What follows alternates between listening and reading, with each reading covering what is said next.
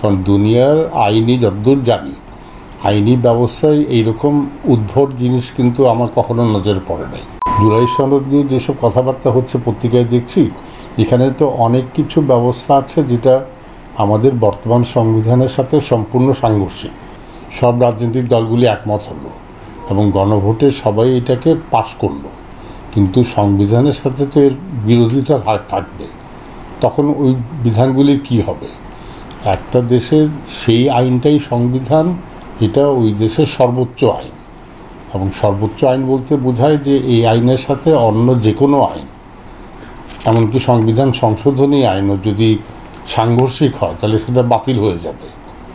অতএব এই গণভোটে পাশ করে তাহলে বলতে হবে যে এটা সংবিধানের ঊর্ধ্বে, অর্থাৎ আমাদের দেশে একটা ফার্স্ট ক্লাস সংবিধান থাকবে যেটা ঊর্ধ্বের, গণভোটে যেটা, আর একটা হলো সেকেন্ড ক্লাস সংবিধান থাকবে যেটা এখন সংবিধানে আছে, তাই তো?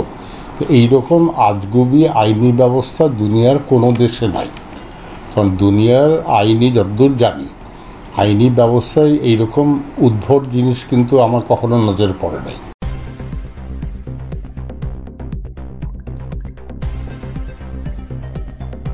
News Vision Digital Multimedia.